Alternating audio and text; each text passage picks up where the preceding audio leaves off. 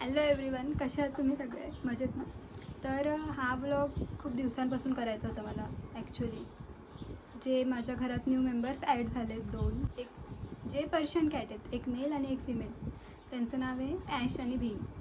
So त्यांच्यावर खूप दिवसापासून ब्लॉग करायचा होता पूर्ण, जेव्हा ते आले वगैरे, पण नाही जमलं काही कारणामुळे. टाईम नाही भेटला मला करायला. सो दिवस गेले आणि शेवटी आता एवढे दिवस गेले की ॲशला पिल्लं झालेत. आमची ॲश प्रेग्नेंट होती खूप दिवसांपासून. तिची डिलिव्हरी झाली आहे आणि तिला पिल्लं झालेत. तर तिची डिलिव्हरी कशी झाली, किती पिल्लं झाले, हे सगळे ह्या ब्लॉगमध्ये तुम्हाला समजणार आहे. स्टार्टिंग मी तिथून करते जिथून हे आमच्या घरात आले. मला मांजरं खूप आवडतात, कॅट्स खूप आवडतात. तर मी खूप घरच्यांच्या मागे लागलेली की मला पाहिजे पर्शियन कॅट पाहिजे. तर मग असं करून माझे घरचे रेडी झाले, ॲग्री झाले पर्शियन कॅट आणायला. सो नाशिकला माझे रिलेटिव्ज आहेत, त्यांच्याकडून ते कॅट्स आणले आम्ही. तर त्यांच्याकडे म्हणजे मम्मी पप्पा गावाला गेलेले, तर तेव्हा आम्ही त्यांना विचारलेलं की आम्हाला पाहिजे वगैरे. तर आम्ही बेबीसाठीच विचारलेले, छोटे पिल्लंच आम्हाला आणायचे होते. पण मग त्यांना ते ऑलरेडी दुसऱ्यांना विकायचे होते. तो मग ते बोलले की तुम्ही मोठे घेऊन जा, म्हणजे एक पेअर दोघांना घेऊन जा, काही दिवसांनी त्यांना पिल्लं होतीलच. तर मग तुम्ही ते घेऊन जा म्हणून असं ते बोलले. मम्मी पप्पा रेडी झाले आणि मी माझ्या कॉलेजमुळे वगैरे मी एवढी गावी जात नव्हते. पण मग मला असं वाटत होतं की हे आणतील की नाही.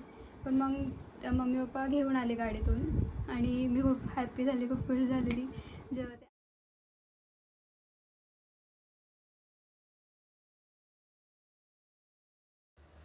पहिल्या दिवशी आल्यावर तोच जरा जास्त ओरडत होता. तर आमच्याकडे आधी पण एक मेल कॅट होता, तर मग त्याचं नाव सोन्या होतं. तर त्याच्यासाठी पण खाणं जे आम्ही आणलेलं कॅट फूड त्याला द्यायचो, तर ते होतं थोडंसं. तर त्याच्यामुळे ते आम्ही दिलेलं. पण त्यांना पर्शियन कॅटचं कॅट फूड वेगळं असतं, तर त्यासाठी मी शॉपमध्ये गेले कॅट फूड आणायला. खायला आणलं आहे त्यांना आणि ते खाऊ राहिले. ही ॲश आहे आणि हा भीम आहे. ॲश आहे ती फिमेल आहे आणि भीम मेल आहे. तर हा त्यांचा फर्स्ट डेचा व्हिडिओ आहे जेव्हा ते आमच्या घरात आलेले मकर संक्रांतच्या वेळेस. स्टार्टिंगला त्यांना कठीण होतं राहणं वगैरे, नवीन प्लेस वगैरे. पण मग आता ते अडॅप्ट झालेत आमच्या घरात राहायला, खूप इझिली त्यांना करून जातं वगैरे. आणलेलं तेव्हा मकर संक्रांत होते. मकर संक्रांतीच्या दिवशी ते आमच्या घरी आले. आम्हाला कळलं कसं काय की ॲश प्रेग्नेंट आहे म्हणून. काही दिवसांनी असं ॲशला उलटी वगैरे झाली आणि अशी थोडीशी उलटी झाली, तर आम्हाला डाऊट आला की काहीतरी गुड न्यूज आहे म्हणून. तर मग असं 1-2 दिवस तिला झालेलं होतं, असं आठवड्यातून वगैरे. आणि हळूहळू तिचं पोट पण जास्त दिसायला लागलं. तर आम्हाला आधी वाटलं की जास्त खायला लागली वगैरे तर हेल्दी झाली आहे म्हणून. पण मग नाही, तसं नव्हतं.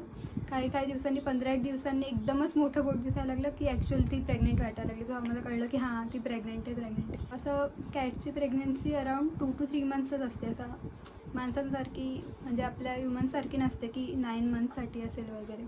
तर असं आम्ही कॅल्क्युलेट केलं. तर माझ्या मम्मीने कॅल्क्युलेट केलं. मग मम्मी बोलली की गुढीपाडव्यापर्यंत ती डिलिव्हरी होईल तिची. तर कारण की असं कॅल्क्युलेट केलं तर जानेवारीच्या एंडिंगला, फेब एंडिंग आणि मग मार्च एंडिंगकडे ती होईल. आता मम्मी पप्पा असे विकेंडला वगैरे असं सुट्टी असली तर मग जात असतात गावाला, कारण की घराचं काम चालू आहे वगैरे. तर बघावं लागतं काय केलं काय नाही, काय अजून ॲडअप करायचं आहे. तर त्याच्यासाठी मम्मी पप्पांना जायचं होतं. तर ते असे गेल्यावर मग मला बोलवतात कॉलेज, म्हणजे माझं पण आता कॉलेज कंप्लीट 4th इयर झालं आहे ऑलमोस्ट. आता आमचं एक्झाम आहेत काही महिन्यांनी आणि सबमिशन वगैरे चालू आहे, जनरल्स वगैरे किंवा पोस्टिंग वगैरे असते. तर मग त्याच्यामुळे मला काही टाईम नव्हता भेटत, त्याच्यामुळेच मी ब्लॉग नाही बनवू शकत. त्याच्यासाठी मग मी विकेंडला वगैरे जसं मम्मीने बोलवायची की आम्ही गावाला जाणार आहे, तर तुझी त्यांना सांभाळायला मग मी यायची. तर आत्ता जेव्हा गुढीपाडवा आणि ईदची सुट्टी आलेली, तर मग तेव्हा पण आता पप्पांना जायचं होतं की काय कामाचं सुट्टी लागून आली तर मग बघून येऊया. आणि मम्मीला पण पप्पा बोलले होते की सर, पण मम्मीचं मन नव्हतं. मम्मीला माहिती होतं की आता डिलिव्हरीची हिची डेट जवळपास आली आहे, तर मग ही डिलिव्हरी झाली तर काय म्हणून, मी एकटी असेल घरात तर मग कसं काय वगैरे. तर मम्मीला बोलली काय नाही म्हणून, तू जा म्हणून, मी आहे बघेल काय ते, एवढं काय नाही. आणि कॅट्सचं एवढं लक्ष नाही द्यावं लागत, ते होतात डिलिव्हरी. असे आपण बघतो ना बाहेर पण किती कॅट्स वगैरे असे असतात की जे होऊन जातात डिलिव्हरी. पण मग तरी असं वाटतं, असं मनाला मम्मीला वाटत होतं. पण मम्मीला म्हटलं की काय नाही, मी बघेल म्हणून. मग गेले मम्मी पप्पा सॅटर्डेला असं वगैरे. गुढीपाडव्याच्या दिवशी होती ती अशी, आणि तिला असं त्या दिवशी रात्रीपासून ती अशी खूप ओरडायला लागली. तर मग दिवसा पण थोडी थोडी ओरडत होती. तर मग असं मला वाटलं की मम्मीची आठवण येत असेल, कारण की मागच्या वेळेस पण बऱ्याच वेळा असं होतं की मम्मी पप्पा गावाला जातात तर तिला असं घरात एकटं एकटं वाटतं, दिसत नाही मम्मी वगैरे. तर मग आणि मम्मीची खूप सवय तिला, मम्मी अशी बडबड करत असते त्यांच्यासमोर त्यांच्या पुढे, तर मग त्यांना असं मम्मीची सवय. तर मग मला म्हटलं ओरडत असेल ती त्याच्यामुळे. तर पण मग रात्री खूपच ओरडायला लागली आणि तर काहीच समजत नव्हतं काय करावं वगैरे. तर मग पूर्ण रात्रभर गुढीपाडव्याच्या रात्री आम्ही पूर्ण जागेच होतो. तिच्याजवळ तिला घेऊन बसत होतो, तिला शांत करत होतो, हात फिरवत होतो वगैरे. तर मग त्याच्या दुसऱ्या दिवशी सकाळी पण ती पूर्ण दिवस ओरडतच होती. नव्हती आयडिया मला की खरंच हिला दुखतं आहे का, हिला आठवण येते म्हणून ओरडते. तर मग त्याच्यानंतर तिला काय खायला दिलं तर ती खात पण नव्हती, थोडंफारच खायची वगैरे. तर मम्मी बोललेली होती की ती अशी तिला दुखायला लागलं ना, तिला जेव्हा तिची डेट जवळ आली ना डिलेवरीची, तर मग तेव्हा ते खायला वगैरे सोडून देतात, खात नाही जास्त वगैरे असं. तर मग तेव्हा त्याच्यावरून त्याला डाऊट आलं की हो हिला होणार आहे, म्हणजे गुढीपाडव्याच्या सेकंड दिवशी. आणि त्याच दिवशी स्वामी समर्थ महाराजांची प्रकट दिन होता. तर असं दुपारीभर म्हणजे मी एकटी होती घरात आणि ती ओरडत होती आणि भीम पण असं तिला असं चाटत होता वगैरे, असं तिला शांत करत होता. पण तिला खूपच दुखत होतं, तिला लेबर स्टार्ट झालेले, तर खूपच अशी एक्झॉस्ट होऊन गेलेली, असं एकदम अँझायटी तिला फील होत होती. तर आणि तिचं वॉटर ब्रेक झालं, पक्का हिची डिलिव्हरी होणार आहे असं. आणि आता 4-5कडे हे सगळं स्टार्ट झालं आणि मम्मी पप्पा निघालेले गावावरून यायला.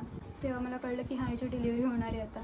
तर मग तिची डिलिव्हरी कशी झाली आणि किती पिल्लं झाले हे सगळं मी रेकॉर्ड केलेलं होतं, थोडंफार जेवढं मला जमेल तेवढं, कारण की मी एकटीच होती घरात. तर मग मला तिच्याकडे पण लक्ष द्यायचं होतं, सगळं बघायचं होतं, म्हणून मग मला जेवढं जमेल तेवढं मी केलं.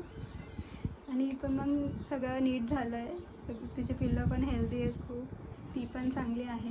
तुम्ही नक्की बघा की किती पिल्लं झाले, कसे झाले, कशा प्रकारे तिने डिलिव्हरी केली आहे, तिचे पिल्लं दाखवले तुम्हाला.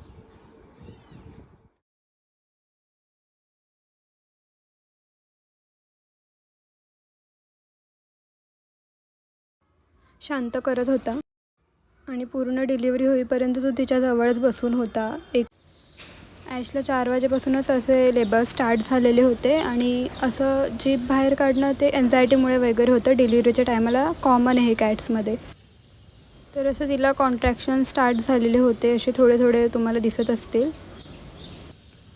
आणि तिला एवढं डिलिव्हरीच्या टाईममध्ये ती मला एकटी सोडतच नव्हती. मी जिथे जात होती तिथे ती मागे मागे येत होती. तर मी किचनमध्ये गेली तर ती पण मागे मागे आली माझ्या. तर तिची ऑलमोस्ट डिलिव्हरी आमच्या पॅसेजमध्ये, जो आमचा बाथरूम समोरचा जो पॅसेज आहे, तिथेच तिची डिलिव्हरी झाली.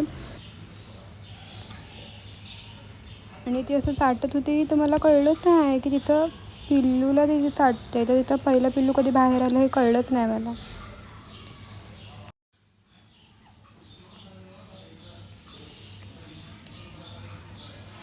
आणि ते मी बघितलं ते खूप छोटंसं होतं, बट तिला तरी पण कॉन्ट्रॅक्शन चालूच होते, कारण की एक पिल्लू बाहेर पडलं पण त्याची जी कॉर्ड होती, अम्बिलिकल कॉर्ड, ती कनेक्ट होती मध्ये प्लॅसेंटाला. म्हणजे तिची जी नाळ होती ती कनेक्ट होती मध्ये.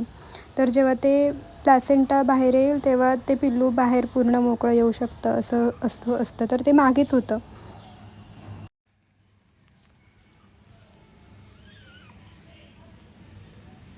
आणि ते पिल्लू बाहेर आलं असं दूध प्यायला शोधत होतं.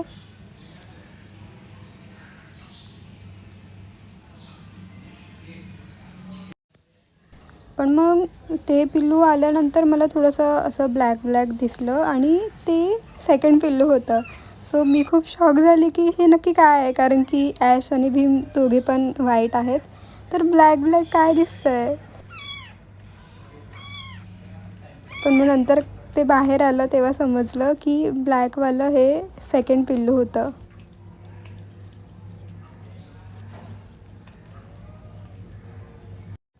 आणि सेकंड पिल्लू लगेच 5-10 मिनिटांनी बाहेर आलं जेव्हा फर्स्ट पिल्लूनंतर.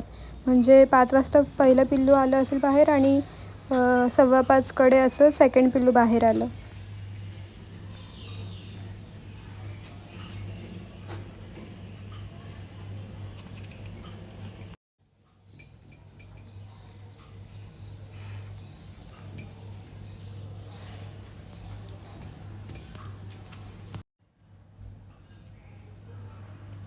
ब्लॅक पिल्लू बाहेर आल्याच्या नंतर थोड्याने जे फर्स्ट पिल्लू होतं व्हाईट त्याचं प्लॅसेंटा पडलं. हे प्लॅसेंटा असतं. आणि भीमसुद्धा असं एक तिला सांत्वन करत होतं, झाटत होतं तिला. आणि जे सेकंड ब्लॅक पिल्लू होतं तर ती चालत चालत बेडमध्ये गेली आणि बेड पलंगाखाली ते पिल्लूचं प्लॅसेंटासोबत ते पडलेलं होतं. नंतर मी ते उचलून आणलं आणि नंतर मग तिला बॉक्समध्ये एक तयार केलं होतं, त्याच्यामध्ये बसवलं, त्याच्यामध्ये तिला ठेवलं. आणि जेव्हा सेकंड पिल्लू झालं तेव्हा त्याच्यानंतर मम्मी पप्पा घरी आलेले. आम्हाला असं वाटलं की 2 पिल्लू आले तर तेवढंच असेल, कारण की अजून नसेल पिल्लू एखादं, कारण की खूप टाईम झाला तिला नव्हते येत पिल्लू वगैरे बाहेर काय. पण मग ती अशी एक्झॉस्ट होती खूप, तिला कॉन्ट्रॅक्शन होत होते तरी पण. आणि ती अशी पिल्लांना पण एवढी जवळ नव्हती घेत जसं पिल्लू झालं चाटतात असं, तरी तिला अशी एन्झायटी होत होती वगैरे. तर मग आम्हाला वाटलेलं की काय अशी काय करते ही, पण मग तिला कॉन्ट्रॅक्शन होत होते कारण की तिला 3rd पिल्लू होणार होतं. तर सेकंड पिल्लू आलं 5:15कडे बाहेर, पण तेव्हापासून 3rd पिल्लू यायला तिला ऑलमोस्ट 1.5-2 तास लागले, कारण की फर्स्ट पिल्लू 5 वाजता, सेकंड पिल्लू 5:15 वाजता आणि 3rd पिल्लू तिचं बाहेर आलं ते म्हणजे 7कडे. म्हणजे एवढा वेळ ती पूर्ण लेबरमध्येच होती, एवढा वेळ लागला का, म्हणून आम्हाला वाटत होतं की 2च पिल्लं असतील म्हणून, अजून पिल्लू नसेल, कारण की एवढा वेळ लागला त्याला बाहेर यायला. आणि ते पायाकडून बाहेर आलेलं, पायाळं होतं आणि थोडंसं मोठं होतं म्हणून तिला ते पेन होत होतं आणि ती एकदम एक्झॉस्ट झालेली होती. तिला पुश करायला प्रॉब्लेम होत होता, म्हणून मग ते यायला टाईम लागला त्याला बाहेर. प्रत्येक पिल्लाचं असं वेगळं एक प्लॅसेंटा असतं कनेक्ट, ज्याच्या अंबलिकल कॉर्ड कनेक्ट असते. आणि नंतर ऑलमोस्ट 8 वाजत आलेले, तोपर्यंत ती लेबरमध्येच होती आणि मला वाटलं 3 झाले बस, एवढेच असतील. पण मग नाही, अजून 4थं पिल्लू पण एक येत होतं जे दिसलं आम्हाला. आणि असे टोटल मिळून तिला 4 पिल्लं झाले. तर यातलं जे 3rd नंबरला आलं तर त्याच्या पण डोक्यावर असे थोडेसे काळे काळे केस होते. 3rd आणि 4th नंबरच्या पिल्लाच्या वेळेस ते प्लॅसेंटा बाहेर नव्हते येत, कारण की ती पुश नव्हती करत. तर ते रिलॅक्स जेव्हा झालं तेव्हा ते मी थोडं खेचून काढलं. 4 पिल्लांचे 4 प्लॅसेंटा होते. हे 4 प्लॅसेंटा जे अंबलिकल कॉर्डला कनेक्ट असतात ते कैचीने कट करून ते सेपरेट करावे लागतं. आणि ते सगळे दूध प्यायला असे शोधत होते वगैरे, आणि ती खूप एक्झॉस्ट झालेली होती, पूर्ण अशी झोपून राहिलेली होती. आणि पिल्लं सारखे एकमेकांवर चढून दूध प्यायला असे बघत होते, सारखे शोधत होते. आणि फायनली ॲश शांत झोपलेली होती खूप टायमानंतर. आणि हे सगळे झाले 31 मार्चला आणि आज आहे 5 फेब्रुवारी. हे असे पिल्लं 5 दिवसानंतर असे एकदम फुगले आहेत, म्हणजे क्लीन झालेत. ते तिला चाटून तिने त्यांना क्लीन केलं आहे, त्यांची केस नीट दिसत आहेत, हेल्दी आहेत ते खूप. आणि ॲश पण खूप चांगली. अशी झाली आमच्या ॲशची डिलिव्हरी.